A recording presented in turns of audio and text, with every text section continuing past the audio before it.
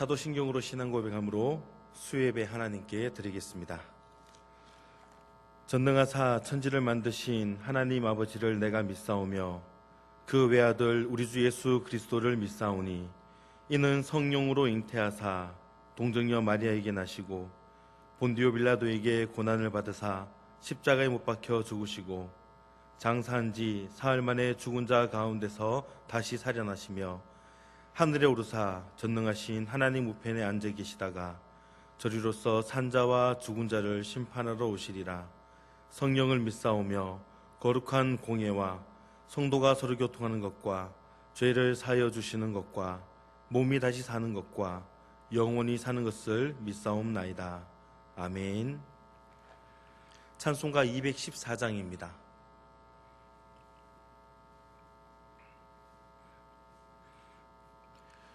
나 주의 도움 받고자 주 예수님께 빕니다.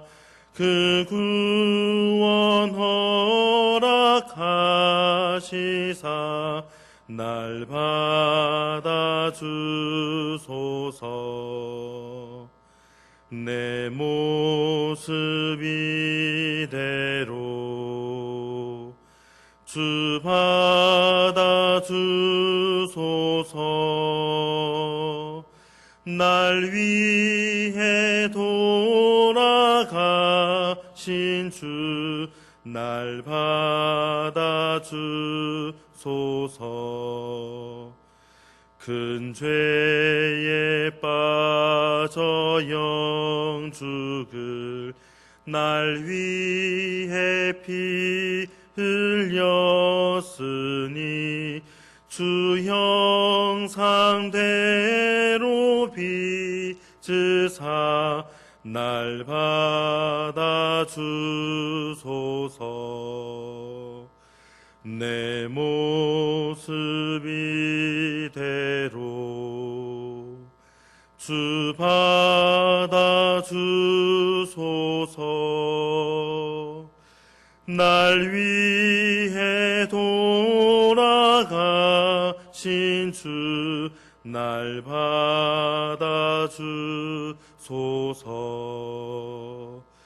내 힘과 결심 약하여 늘 깨어지기 쉬우니 주 이름으로 구원해 날 받아주소서.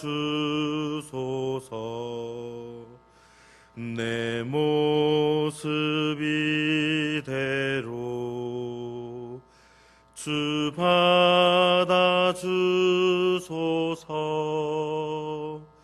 날 위해 돌아가신 주 날 받아주소서.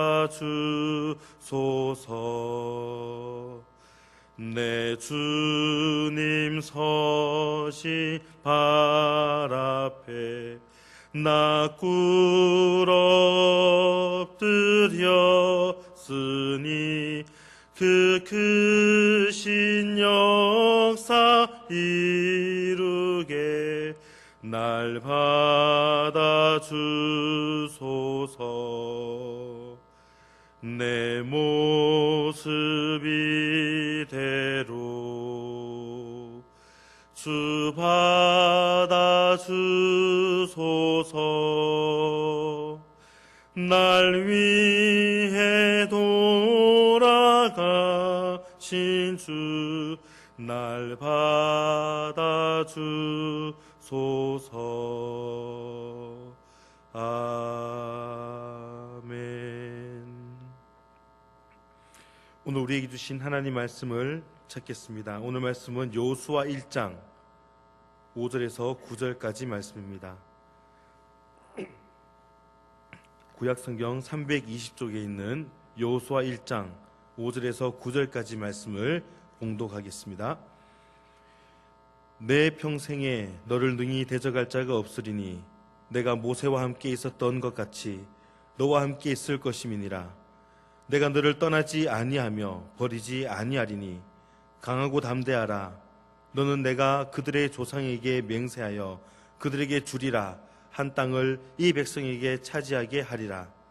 오직 강하고 극히 담대하여 나의 종 모세가 내게 명령한 그 율법을 다 지켜 행하고 우로나 좌로나 치우치지 말라. 그리하면 어디로 가든지 형통하리니 이 율법책을 내 입에서 떠나지 말게 하며 주야로 그것을 묵상하여 그 안에 기록된 대로 다 지켜 행하라. 그리하면 내 길이 평탄하게 될 것이며 내가 형통하리라. 내가 내게 명령한 것이 아니냐. 강하고 담대하라. 두려워하지 말며 놀라지 말라. 내가 어디로 가든지 내 하나님 여호와가 너와 함께 하느니라 하시니라. 아멘. 할렐루야. 먼저 여러분께 질문을 하나 던집니다. 여러분들은 여러분들의 인생, 그 모든 인생이 형통한 인생을 사셨습니까? 아니면 하는 일마다 늘 막히고 꼬이는 그런 인생을 사셨습니까? 성공에 가까운 복된 인생? 아니면 성공과는 아주 거리가 먼 그런 실패한 인생입니까? 분명한 것은 우리가 생각할 때, 내가 스스로 생각할 때 나의 인생은 그래도 형통한 인생보다는 불행한 인생, 잘 꼬이는 그런 인생이 더 많았다라는 것. 많은 사람들이 그렇게 생각을 합니다. 최소한 남의 인생은 모르겠지만 내 인생은 그렇게 호락호락하지 않았다. 늘 막히고 꼬였던 인생을 살아갔다라고 그렇게 생각을 합니다. 형통이란 사전적으로 의미를 찾아보면 모든 일이 뜻대로 잘 되어 감이라고 설명을 하고 있습니다. 그렇다면 우리가 바라는 우리 인생의 형통은 무엇이 있을까요? 어려운 말 쓰지 않고 쉽게 한다면 잘 먹고 잘 사는 겁니다. 내 인생에서 형통이라 함은 내 인생이 잘 먹고 잘 사는 것, 그 형통이라고 생각을 합니다. 경제의 형통, 직장의 형통, 가정의 형통, 그리고 내가 살아가는 모든 환경들이 형통하는 것, 즉 그 모든 것들이 내가 생각한 대로, 뜻한 대로 제대로 굴러가지는 것, 뜻이 이루어지는 것. 오늘 말씀의 주인공인 여호수아, 우리는 우리 인생을 살아갈 때 나의 인생은 형통하지 못하다라고 생각한 것처럼 오늘 말씀의 주인공인 여호수아 역시 형통한 인생을 살지 못하고 있는 것 같습니다. 불안한 순간을 보내고 있다라는 것이죠. 여호수아도 자기 삶 가운데 이런저런 부분의 여러 가지 문제들 가운데 늘 형통하기를 바랬을 겁니다. 여호수아의 형통은 백성들을 잘 이끌어가는 것, 그리고 모세의 후계자로서 사명을 잘 감당하는 것이 여호수아에게는 형통한 삶일 것입니다. 오늘 여호수아는 모세가 죽은 이야기로 시작이 됩니다. 여호수아 1장 1절에 보시게 되면은 여호와의 종 모세가 죽은 후에라고 이렇게 시작을 합니다. 이제 여호수아로 이야기의 주인공이 바뀌게 된 겁니다. 이스라엘 역사 가운데 가장 위대한 지도자 중 한 명인 모세였지만 이 모세는 가나안 정복이라는 위협을 끝내 달성하지는 못했습니다. 그리고 죽었습니다. 그리고 이제 새 지도자로 여호수아가 세워졌습니다. 여호수아에게 하나님께서는 내가 약속한 땅, 가나안 땅을 정복하라라고 명령하고 있습니다. 그러면서 그 큰 일의 성취를 형통하게 해주시겠다. 즉 뜻한 대로 잘 되게 해주시겠다라고 그렇게 말씀하고 계십니다. 다시 말해서 하나님께서 약속하신 축복된 삶을 성취할 수 있도록 도와주겠다라고 하나님께서 여호수아에게 말씀하고 있는 것입니다. 오늘 성경은 형통하는 인생길에 대해서 오늘 여호수아에게 가르쳐 주고 있는 것입니다. 이 가르침은 여호수아로만 끝나는 것이 아니라 오늘 우리에게도 우리의 삶이 어떻게 살아갈 때 형통한 삶이 될 수 있는지를 우리에게 가르쳐 주고 있습니다. 하나님께서는 우리를 사랑하시고 우리를 향한 선하고 위대한 계획을 가지고 계십니다. 그래서 우리의 인생을 통해 놀라운 일을 성취하기를 원하고 계십니다. 크고 아름다운 꿈을 주시고 그것을 성취하는 일에 형통하게 하시기를 기뻐하시는 분이 바로 우리 하나님이십니다. 우리 하나님은 우리를 성공의 길로 인도하시는 분이신이라는 것을 믿으시기를 소망합니다. 이 시간 형통의 법칙이라는 제목으로 함께 말씀을 나눌 때에 우리가 어떻게 할 때 하나님께서 계획하신 그 형통한 삶을 살 수 있는지 깨닫는 시간 될 수 있기를, 또 아무쪼록 여러분의 인생길에 계획하고 목적하는 모든 일이 순탄하게 풀리는 형통한 삶이 될 수 있기를 주님의 이름으로 축원합니다. 첫 번째로 형통한 삶을 살 수 있는 것은 바로 담대한 믿음입니다. 우리 6절 말씀을 읽어드리겠습니다. 강하고 담대하라. 너는 내가 그들의 조상에게 맹세하여 그들에게 주리라 한 땅을 이 백성에게 차지하게 하리라. 아멘. 강하고 담대하라. 강하고 담대하라라고 말씀을 합니다. 이 말씀은 6절 말씀에서 뿐만이 아니라 7절과 9절에서도 반복되어 나타나고 있습니다. 하나님께서는 여호수아에게 강하고 담대하라라고 반복해서 말하고 있는 걸 보니까 아마도 지금 여호수아는 몹시 두렵고 떨리는 그런 상황이었나 봅니다. 저도 굉장히 두렵고 떨리는 순간들이 참 많았습니다. 지금도 많이 두렵고 떨려요. 지금 동부교회에서의 사역은 아니지만 그 전에 있던 교회에서 이제 행정과 부목사를 담당하고 있던 때에 담임 목사님이 어떻게 부득이하게 출타한 경우에 며칠간 교회를 비웠을 때에 제가 남아서 이 교회를 지키고 있어야 되는데 그때 정말 두렵고 떨리는 거예요. 혹시나 이 기간에 성도 가운데 누군가가 돌아가시면은 이거 어떻게 해야 되지? 교회에 큰 사고가 생기면은 어떻게 처리해야 될까? 그게 긴장이 되는 거였습니다. 그런 두려움이 있습니다. 홀로 남아서 어떤 일을 처리해야 될 때 여러분들에게는 그런 경험이 없으십니까? 지금 여호수아는 몹시 두려웠을 겁니다.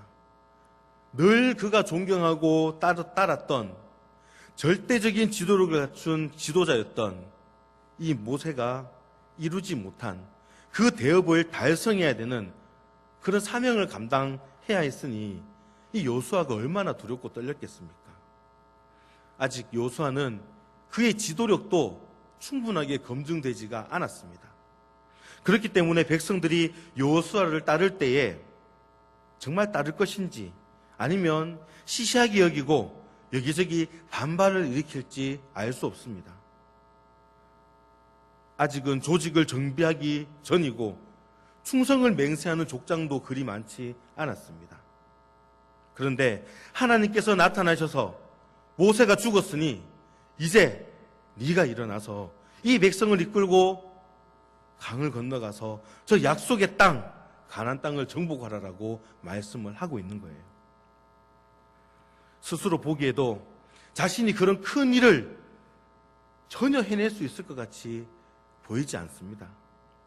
모든 외적인 조건을 따져보면 불리하기만 합니다. 우리가 건너가 차지해야 될 그 땅과 지금 우리 이스라엘을 바라봤을 때에 자꾸 비교가 되는 거예요. 훈련되지 못한 군대와 빈약한 무기밖에 없습니다. 게다가 보급 물자도 턱없이 부족하지 않습니까? 어디 정착해 서 있는 것도 아니고 이제 막 나와서 몇 년, 수십 년 생활을 보내면서 무기도 없고 보급 물자도 없습니다. 하지만 앞으로 가야 될 그 땅에는 이미 거기서 살고 있는 거주민들, 큰 성이 있고 무기들이 있습니다. 만반의 준비를 갖추고 방어를 할 것입니다. 키가 크고 힘센 용맹스러운 그런 군대입니다. 또 그들은 전쟁 경험도 많이 있겠죠. 도저히 승산이 없는 전쟁인데 하나님께서는 요단강을 건너가서 그 땅으로 가라고 하십니다. 너희 발로 그 땅을 밟으라라고 말씀을 하고 있어요. 내가 너희에게 다 주었으니 다 정복하여서 영토로 삼으라고 그렇게 말씀하고 있습니다. 겁내지 말고 나가서 맞서 싸우면은 너를 능히 대적할 자가 없을 것이다. 나 하나님 여호와가 너를 떠나지 않고 함께 있을 테니 나만 믿고 싸우라라고 그렇게 하나님께서 말씀을 하고 계십니다. 왜요? 금방 우리가 읽었던 말씀 가운데 이렇게 되어 있습니다. 주리라 하신 땅, 그리고 마지막에 하리라. 그렇게 약속하셨어요. 이 땅을 너희에게 주겠다, 그렇게 되도록 하겠다라고 하나님께서 이미 딱 선언하신 거예요. 너희들이 이렇게 하면 내가 줄 수도 있을 텐데, 이게 아니에요. 믿고 따라라, 두려워하지 말라, 강하고 담대하라라고 이렇게 말씀하시면서 주겠다라고 약속하셨습니다. 그런데 왜 많은 사람들은 하나님을 경험하지 못하고 있습니까? 왜 하나님의 능력을 힘입어서 그런 위대한 성취를 이루지 못하고 있는 걸까요? 두려움을 극복하지 못하고 머뭇거리고 있기 때문입니다. 실패할 것을 염려하면서 한 발짝도 떼지 못하고 있습니다. 망신당할 것을 두려워하여서 눈치만 봅니다. 아니면 누군가 대신, 나 대신 나가서 해줄 것이라고 눈치를 보고 있습니다. 아니면 다른 사람들이 다 나가고 나면은 그 따라서 나도 뒤어서 나가겠다. 올 한 해 2021년이 시작이 되었습니다. 우리에게 주어진 땅이 있어요. 우리에게 주어진 사명들이 있습니다. 하지만 자꾸 우리는 두려워해요. 지금 이 상황 가운데 어떻게 해야 될까? 남이 하면 나도 하겠다. 다른 교회가 하면 우리도 하겠다. 그렇게 눈치만 보고 계시진 않습니까? 그것은 우리의 믿음을 다시 한번 재점검해 봐야 되는 것입니다. 강하고 담대한 마음을 품으시길 소망합니다. 두려움을 떨쳐버리시고 한 걸음 한 걸음 떼시기를 바랍니다. 주님이 주신 비전을 향해서 걸어갑시다. 우리가 신앙생활 하면서 두려움에 떨면서 부담 100배로 다가오는 것이 있습니다. 바로 전도죠. 특히나 지금과 같은 상황에서 전도, 어떤 사람에게 얘기하면 지금과 같은 이런 시국에 전도하는 것 꿈도 꾸지 마라, 택도 없다라고 그렇게 얘기를 합니다. 그러면서 성도들 역시 이렇게 생각을 합니다. 지금 전도가 부담스러우니까 스스로 정당화를 시켜요. 나는 지금 바쁘니까 그래도 교회만 열심히 다녀도 하나님께서 이해해 주시겠지. 하나님 이해해 주십시오.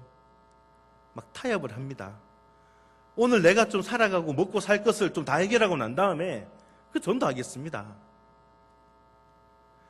예수님께서는 명령하실 때 너희는 가서 모든 족속으로 제자를 삼으라라고 그렇게 말씀을 하셨습니다. 우리가 전도하는 것 물론 지금 상황에서 많이 어렵고 힘이 듭니다. 하지만 지금 우리의 가정을 바라볼 때, 내 주위를 바라볼 때에 꼭 나가서 전도하라는 것, 다른 나라에 가서 선교하라, 그것으로만 생각할 수는 없습니다. 거기만 국한된 것이 아니죠. 내 가정, 내 주위에 믿지 않는 이웃들에게도 적용을 할 수 있는 겁니다. 코로나로 인해서 많은 신앙의 가정들, 그 가정들의 그 신앙이 흔들리고 있습니다. 그렇게 우리 가정만은 주님 주신 그 신앙을 붙들고 견뎌낼 것이다 라고 하지만 주일날 교회에서 대면 예배를 하지 못하는 가운데 온라인 예배를 드리면서 얼마나 많은 가정들이 흔들리고 있는지 몰라요.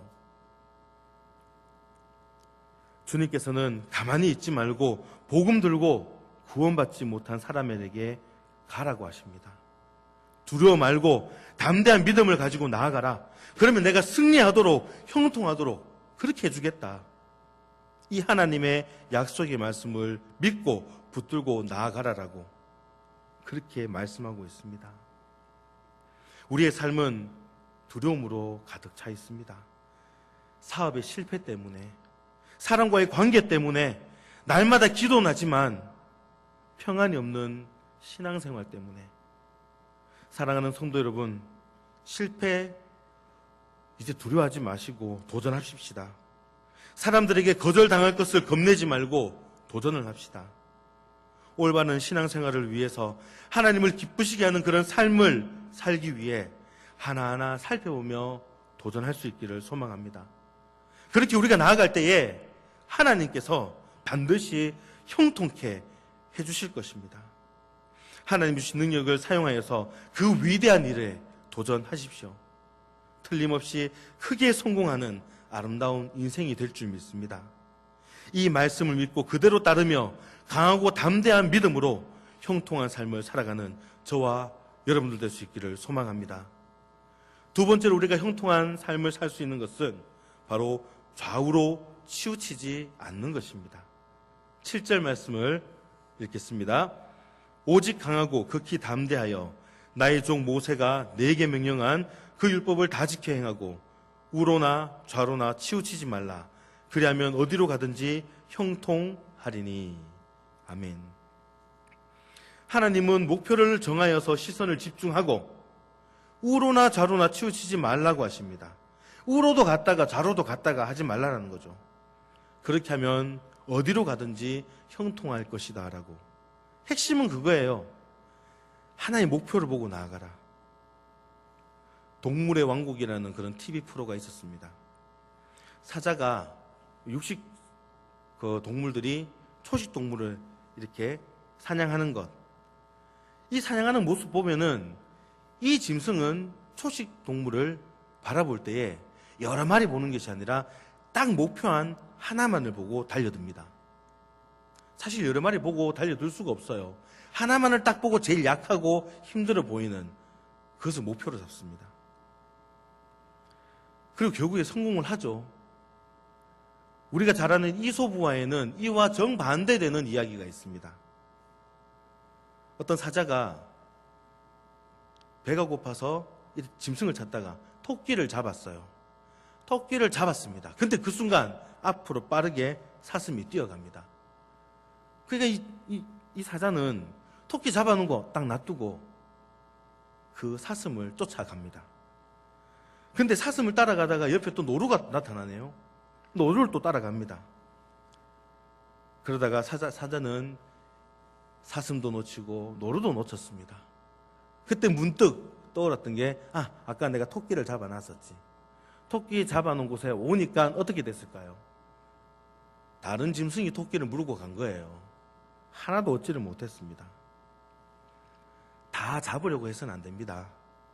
성공은 이 길에 있고 행복은 저 길에 있는 것, 그게 아닙니다. 이 세상의 성공과 행복 다 한 길에 있습니다. 오늘 현대인들은 너무 많은 것을 쫓아갑니다.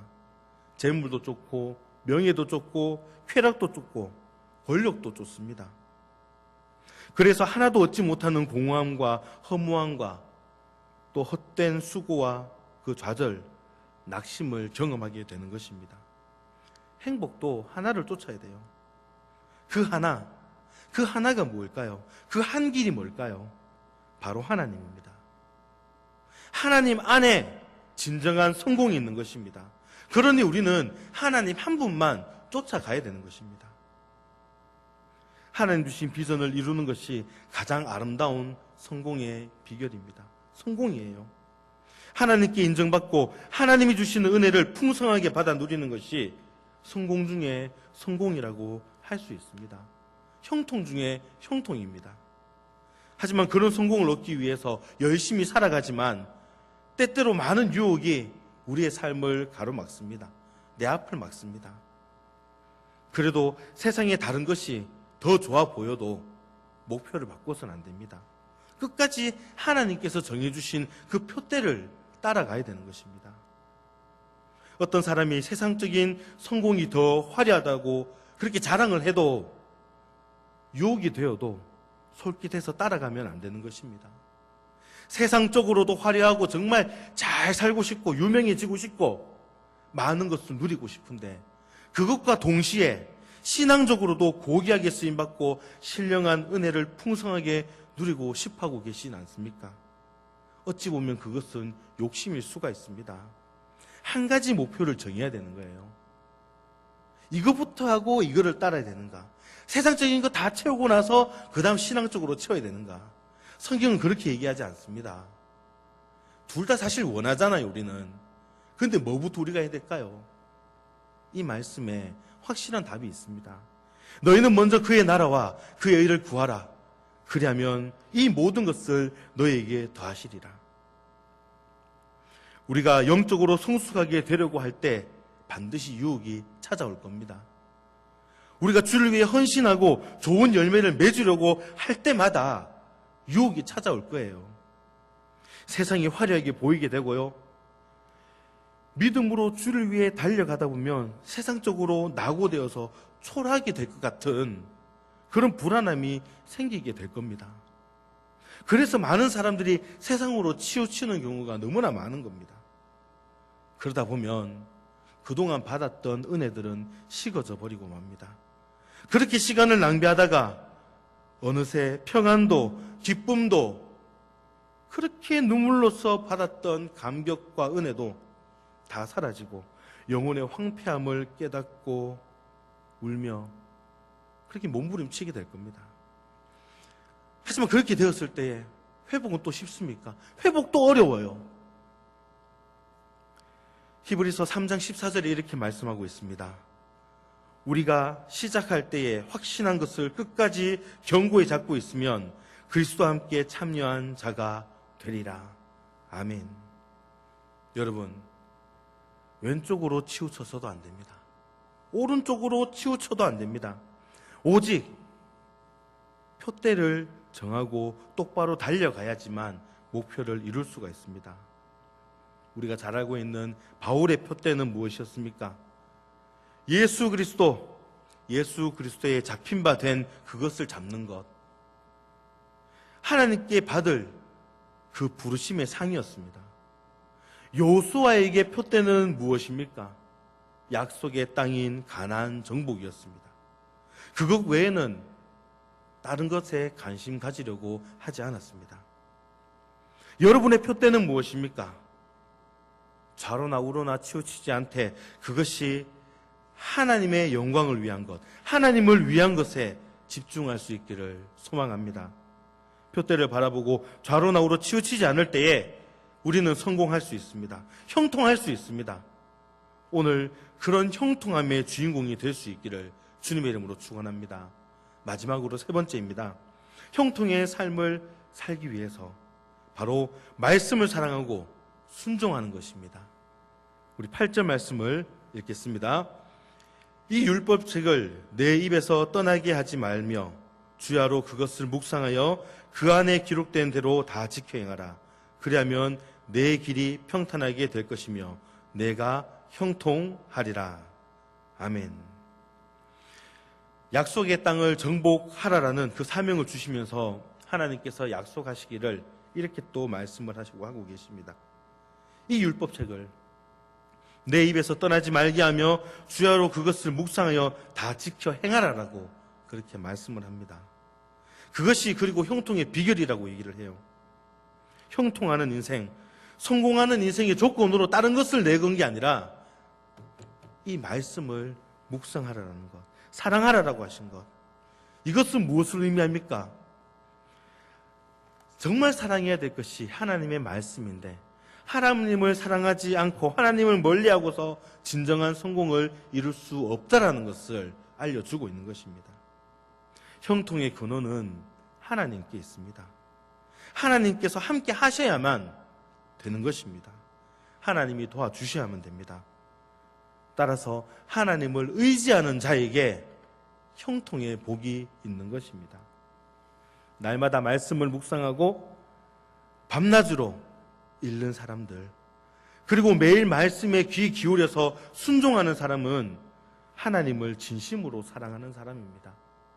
마치 이게 주일날 교회 가야 되는 준비물인 것처럼 그저 주일에만 겨울 때 들고 오는 그게 아니라 내 삶 가운데 늘 말씀을 읽고 묵상하고 가까이 하는 사람, 그런 사람에게 하나님께서는 동행해 주십니다.